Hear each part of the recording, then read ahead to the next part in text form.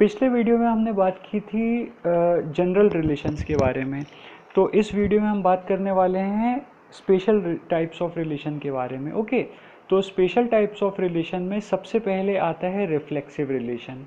अब reflexive relation क्या होता है, इसको जानने से पहले एक एग्जाम्पल से समझते हैं, वो आपको बहुत हेल्प करेगा समझने के लिए। अब देखिए, जैसे हमने पढ़ा था रिलेशन, जैसे ये मैं पहले भी आपको बता चुका हूँ कि ये सब रिलेशंस हैं। ओके, और ये जो दो ऑब्जेक्ट्स हैं, अलग अलग ऑब्जेक्ट्स, तो ये पूरा एक रिलेशन को क्या कर रहे हैं, सेटिस्फाई कर रहे हैं। मतलब कहने का मतलब ये है कि ये आपका अगर ए और बी दो सेट्स अगर आप लो, तो ये सेट ए का एलिमेंट है और ये क्या है, आपका सेट बी का एलिमेंट, राइट। लेकिन हमें ये चीज़ ध्यान रखनी है। अब देखिए, जैसे यहाँ पे श्याम और गीता, ये दोनों अलग अलग कैरेक्टर हैं। ए और 12 ये भी दोनों अलग अलग कैरेक्टर हैं। 7 और 6 ये भी दोनों अलग अलग कैरेक्टर हैं। कहने का मतलब ये हुआ कि इन रिलेशंस में हम क्या कर रहे हैं कि दो अलग अलग ऑब्जेक्ट्स उठा रहे हैं, राइट। लेकिन कुछ रिलेशंस देखिए ऐसे भी होते हैं कि जो सेम एक ही पर्टिकुलर ऑब्जेक्ट पे भी इम्प्लीमेंट हो सकते हैं। जैसे मैं आपको एक एग्जांपल बता दे रहा हूँ। एग्जांपल तो कई हैं, मैं आपको यहाँ पे 4 एग्जांपल्स के थ्रू इधर बता देता हूँ। जैसे देखिए, इस इक्वल टू, ये क्या रिलेशन है, देखिए इस इक्वल टू। अब इस इक्वल टू का मतलब क्या हुआ, देखिए जैसे एक एग्जांपल मैं यहाँ पे ये रिलेशन को इधर लिख ही देता हूँ, ठीक। देखिए, अब मैंने क्या किया, यहाँ पे लिख दिया इस इक्वल टू। अब अगर मैं यहाँ पे इस इक्वल टू लिख रहा हूँ, तो इसके पहले मैं क्या लिख सकता हूँ, देखिए अगर कोई भी अगर मैं नंबर उठाऊँ, जैसे 7, तो 7 इज इक्वल टू 7 होगा कि नहीं। मतलब कोई भी नंबर जो है वो खुद के ही इक्वल हो सकता है। अगर मैं लिखूँ x is equal to x, okay, तो ये रिलेशन जो है, इसके लिए आपको दो अलग अलग ऑब्जेक्ट्स की ज़रूरत नहीं पड़ी। इसके लिए एक सेम ऑब्जेक्ट ही काफ़ी है। मतलब सिर्फ एक ही ऑब्जेक्ट है काफ़ी, और उसी ऑब्जेक्ट को आपने उस रिलेशन के थ्रू उसी के साथ रिलेट कर दिया यहाँ पे। अब जैसे श्याम और गीता की हम बात कर रहे थे पिछले ये इसमें, तो यहाँ पे आपने क्या देखा था, श्याम और गीता ये अलग अलग ऑब्जेक्ट्स हैं जिनको इस रिलेशन से रिलेट किया गया है। लेकिन यहाँ पे अगर मैं बात करता हूँ कि 7 इज इक्वल्स टू 7 या x is equal to x, तो यहाँ पे देखिए 7 ही एक अकेला है जो खुद से ही रिलेट हो रहा है इस रिलेशन के थ्रू। ओके, जैसे एक दूसरा एग्जांपल ले लेते हैं, इस सबसेट ऑफ। अब हम देखते हैं कि अगर मान लो कोई सेट A है, तो A is subset of A लिख सकते हैं कि नहीं, क्योंकि हर सेट जो होता है वो खुद ही का सबसेट होता है। Every set is a subset of itself. तो यहाँ पे क्या देखेंगे हम कि ये जो रिलेशन इस सबसेट ऑफ जो है वो किस टाइप का रिलेशन है, कि इसने एक ही पर्टिकुलर ऑब्जेक्ट को उसी से क्या कर दिया है, रिलेट कर दिया है। क्लियर। अब जैसे नेक्स्ट देखते हैं डिवाइड्स। जैसे 7 है, अगर मैंने मान लो लिया और यहाँ पे लिख दिया डिवाइड्स, तो आप ये देखेंगे कि 7 खुद को डिवाइड करता है कि नहीं। बिल्कुल, क्योंकि 7 डिवाइड बाय 7 क्या होता है, 1। तो यहाँ पे 7 डिवाइड 7, या कोई भी अगर आप नंबर लो, x डिवाइड्स x होता है कि नहीं, कोई नंबर खुद को डिवाइड कर सकता है। तो यहाँ पे ये जो डिवाइड जो मैंने लिखा है, ये एक ऐसा रिलेशन है जिसने x को खुद x के साथ ही क्या कर दिया, रिलेट कर दिया। सिमिलरली एक एग्जांपल और लेते हैं, इज सिमिलर टू। अब जैसे मान लीजिए मैंने कोई भी दो ट्राइंगल लिए, ओके, ये सिमिलर ट्राइंगल्स की आप जानते ही हैं। तो मान लीजिए ABC मैंने ये ट्राइंगल लिया है। वैसे तो हम दो ट्राइंगल लेते हैं, लेकिन ये हम जानते हैं कि कोई एक ट्राइंगल जो है वो खुद के ही सिमिलर हो सकता है, बिल्कुल हो सकता है। तो ऐसे जो रिलेशंस हैं आपके, ये कहलाते हैं आपके रिफ्लेक्सिव रिलेशन। क्या कहलाते हैं, रिफ्लेक्सिव रिलेशन। देखिए, रिफ्लेक्सिव रिलेशन जो है ना, वो किस वर्ड से आया है, रिफ्लेक्स वर्ड से आया है। देखिए मैंने यहाँ पे लिखा भी है, ये मैं अभी आपको रिमार्क से ही बता दे रहा हूँ कि reflexive is derive from the word reflection. ये रिफ्लेक्शन वर्ड से मतलब ये ओरिजिनेट हुआ है। अब रिफ्लेक्शन का मतलब क्या होता है, रिफ्लेक्शन का मतलब आप ये भी कह सकते हो, जब आप शीशे के सामने खड़े होते हो तो अपनी इमेज जो देखते हो उसी को आप क्या बोलते हो, आपका वो रिफ्लेक्शन है। तो हम ये जानते हैं, ये हम 11th में भी पढ़ चुके हैं कि अगर हम किसी भी रिलेशन में अगर एक ऑर्डर्ड पेयर लें ए और बी, तो हमारा जो बी है वो ए की क्या कहलाती है, इमेज। मतलब जो बी है वो इमेज कहलाती है, किसकी, ए की इमेज कहलाती है। Is that clear? तो हम ये कह सकते हैं कि बी जो है वो किसकी इमेज है, इस पर्टिकुलर ऑर्डर पेयर में ए की इमेज है। लेकिन यहाँ पे रिफ्लेक्शन जो है, यहाँ पे हम देखते हैं कि जब हम मिरर के सामने खड़े होते हैं तो हम अपना रिफ्लेक्शन जो देखते हैं वो खुद को ही देखते हैं। ओके, तो यहाँ पे देखिए ए जो है वो खुद ए की ही इमेज बन चुका है। आप समझ रहे हैं? तो मिरर या रिफ्लेक्शन जो रहता है उसका मतलब क्या हुआ है कि सीधी सी बात है कि जो चीज़ आप देख रहे हो वो आपको खुद की ही दिखी हुई, मतलब जो चीज़ आप जैसे अगर आप अपना फेस जो है वो मिरर के सामने देखते हो तो आपको अपना ही फेस खुद दिखाई देता है।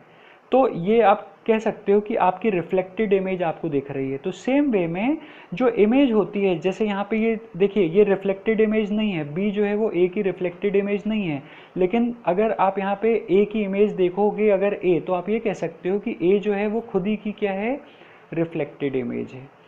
ये चीज़ क्लियर हुई है? तो यहाँ पे जो रिफ्लेक्शन है, रिफ्लेक्सिव रिलेशन है, वो होता क्या है, ये डेफिनेशन देख लीजिए आप। A relation R is said to be reflexive on a set A. देखिए ऑन अ सेट ए मतलब मैं एक ही सेट की बात कर रहा हूँ, मतलब यहाँ पे मैं कार्टेशियन प्रोडक्ट क्या ले रहा हूँ, ए क्रॉस ए ले रहा हूँ कार्टेशियन प्रोडक्ट, राइट। यहाँ पे दो सेट अलग अलग नहीं ले रहा हूँ, एक ही सेट ले रहा हूँ।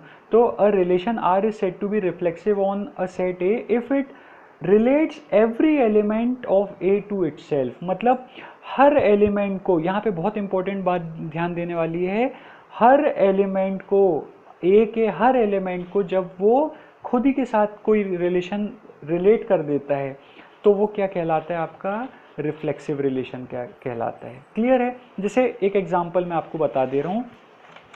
जैसे सपोज करिए आपने एक सेट लिया ए, एक आपने सेट लिया ए, अब उसमें आपने क्या किया, उसमें आपने एलिमेंट्स लिए 1 2 3 4, ये एलिमेंट्स लिए। ओके, जब आप इसका कार्टेशियन प्रोडक्ट निकालेंगे ए क्रॉस ए का, तो वो क्या बनेगा आपको पता है, इसमें टोटल कितने एलिमेंट्स बनेंगे आपके, टोटल कितने एलिमेंट्स बनेंगे, 4 4 जा 16 एलिमेंट्स टोटल बनेंगे, राइट। ये तो बताने की ज़रूरत नहीं, इसमें 16 एलिमेंट्स बनेंगे। और जो रिलेशन आपका बनेगा, रिलेशन कई सारे बन सकते हैं आपके। ओके, और कितने बनेंगे ये पिछले वीडियो में मैं बता भी चुका हूँ आपको।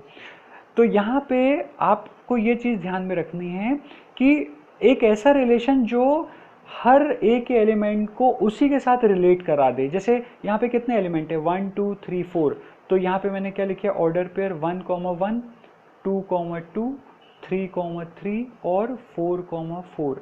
अब यहाँ पे देख सकते हैं कि ये जो रिलेशन है उसने क्या किया कि ए के हर एलिमेंट को उसी के साथ में क्या कर दिया है, रिलेट कर दिया है। मतलब आप ये देख सकते हो कि इमेज 1 की इमेज 1 है, 2 की इमेज 2 है, 3 की इमेज 3 है, 4 की इमेज 4 है। ऐसे रिलेशन क्या कहलाते हैं, आपके रिफ्लेक्सिव रिलेशन। क्लियर है? अच्छा, अब कुछ बहुत इंपॉर्टेंट चीज़ें देखने वाली हैं रिफ्लेक्सिव रिलेशन के बारे में, जो आपको जाननी बहुत ज़रूरी है, और जनरली वहाँ पे बहुत सारी गलतियाँ हो जाती हैं। एक्चुअली में अगर आप डेफिनेशन आपने और अगर कंसेप्ट अच्छी से देख लिए तो आप जो सम सॉल्व करने की जो मेहनत है ना वो आपकी, वो 80% तक रिड्यूस हो जाती है, 80% तक ख़त्म हो जाती है। इसीलिए डेफिनेशन और कंसेप्ट पे ज़्यादा फोकस करना चाहिए। ओके, तो यहाँ पे हम ये चीज़ देखते हैं कि जो आपका रिफ्लेक्सिव रिलेशन है उसमें आपको ये चीज़ बहुत इंपॉर्टेंट ध्यान में रखनी है कि हर एलिमेंट जो होगा वो खुद से रिलेट होना चाहिए। अगर एक एलिमेंट भी यहाँ पे छूट गया, अगर मैं रिपीट कर रहा हूँ, अगर एक एलिमेंट भी यहाँ पे छूट गया तो वो रिफ्लेक्सिव रिलेशन नहीं कहलाएगा। फॉर एग्जाम्पल, जैसे मैंने सेट ए क्या लिया, 1 2 3 4, ओके, और अगर मैंने एक रिलेशन ऐसा बना दिया जिसमें 1 1 से रिलेट कर रहा है, 2 2 से रिलेट कर रहा है, 3 3 से रिलेट कर रहा है, लेकिन यहाँ पे मैंने क्या कर दिया, जो 4 था एलिमेंट उसको छोड़ दिया, मतलब 4 4 से रिलेट कर रहा है वो नहीं किया ऐसा, तो ये मेरा रिलेशन रिफ्लेक्सिव रिलेशन नहीं कहलाएगा। तो कहने का मतलब ये हुआ कि every element of set A should be related to itself, each and every element. Okay, दूसरी चीज़ बहुत इंपॉर्टेंट यहाँ पे ध्यान देने वाली है कि इसमें ऐसा हो सकता है कि अगर आप चाहें तो कोई दूसरे ऑर्डर्ड पेयर भी उठा सकते हैं, लेकिन ये एलिमेंट जो हैं वो खुद से रिलेट सारे के सारे होने ज़रूरी हैं। जैसे अगर मैं एक ऐसा रिलेशन लूँ 1,1, 2,2, 3,3, 4,4, मैंने लिया 1,2, फिर लिया 1,3, फिर लिया सपोज कीजिए 1,4। ओके, तो यहाँ पे आप देख सकते हैं कि हर एलिमेंट जो है वो खुद से रिलेटेड हो गया है, और साथ ही में कुछ ऐसे आपको ऑर्डर पेयर भी मिल रहे हैं जो खुद से रिलेटेड तो नहीं है, पर उनकी इमेज जो है वो कुछ दूसरी मिल रही है। जैसे 1 की इमेज क्या मिल रही है 2, 1 की इमेज यहाँ पे क्या मिल रही है 3, यहाँ पे 1 की इमेज क्या मिल रही है 4। तो भी ये रिलेशन क्या कहलाएगा आपका? Reflexive relation. क्या कहलाएगा? Reflexive relation. Is that clear? Clear है?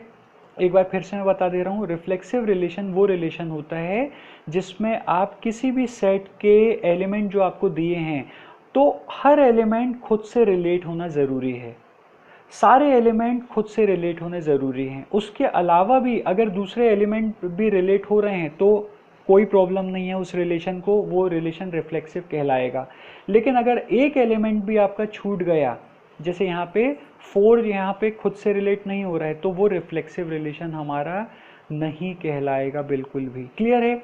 और यही एक इम्पॉर्टेंट चीज़ है जो मैंने आपको पिछले वीडियो में बताई थी कि आइडेंटिटी रिलेशन क्या होता है, और वो रिफ्लेक्सिव के साथ बहुत इजीली समझ में आता है। वो यही चीज़ है कि रिफ्लेक्सिव रिलेशन में क्या होता है कि हर एलिमेंट खुद से रिलेट होना चाहिए, और अगर हम चाहें तो दूसरे एलिमेंट को भी अलग एलिमेंट से रिलेट कर सकते हैं। लेकिन जो हमारा आइडेंटिटी रिलेशन होता है ना, उसमें सिर्फ और सिर्फ वही एलिमेंट रहते हैं जो खुद से रिलेट हो सकते हैं, मतलब सारे एलिमेंट खुद से रिलेट होने चाहिए, इसके अलावा कोई दूसरा एलिमेंट यहाँ पे नहीं आना चाहिए। यही डिफरेंस है आइडेंटिटी रिलेशन और रिफ्लेक्सिव रिलेशन के बीच में। ये क्लियर है? तो देखिए हम आइडेंटिटी रिलेशन की भी डेफिनेशन पढ़ लेते हैं। आइडेंटिटी रिलेशन जो मैंने आपको बताया था कि नेक्स्ट वीडियो में बताऊंगा, वो अभी बता रहा हूँ। ये है अ सेट डिनोटेड बाय आई, मतलब आइडेंटिटी रिलेशन ऑन ए। इसको कैसे पढ़ते हैं? आइडेंटिटी रिलेशन ऑन सेट ए। अगर हम सेट ए ले रहे हैं तो इसको पढ़ेंगे identity relation on set A is equals to ordered pair a comma a such that a belongs to a is said to be an identity relation if, देखिए every element, यहाँ पे भी हर एलिमेंट जो है every element of a is related to itself only। अब मैंने यहाँ पे only को क्यों इधर मार्क किया है? क्योंकि यही जो ओनली वर्ड है ना, ये रिफ्लेक्सिव रिलेशन को आइडेंटिटी रिलेशन से डिस्क्रिमिनेट कर देता है या डिफ्रेंशिएट कर देता है। ये चीज़ क्लियर हो गई? तो ये चीज़ आई होप आपको समझ में आ गई होगी, बहुत इंपॉर्टेंट है। अब हम ये डेफिनेशन भी देख लेते हैं, मतलब इनके बीच में एक कह सकते हैं कि एक शॉर्ट एक डिफरेंस देख लेते हैं। Okay, summary type. तो रिफ्लेक्सिव क्या होता है? A reflexive relation contains ordered pair A comma A. तो आपको मैंने बताया था हर एलिमेंट खुद से रिलेट होगा, such that A belongs to A, but it doesn't mean that it should not contain an ordered pair A comma B such that A belongs to A. कहने का ये मतलब है कि ordered pair A comma A तो रहेगा ही रहेगा, हर element खुद से तो रिलेट रहेगा, लेकिन इसका मतलब ये नहीं है कि कोई दूसरा एलिमेंट यहाँ पे नहीं आ सकता। ओके, जैसा मैंने आपको समझाया। और आइडेंटिटी की क्या है डिफरेंस?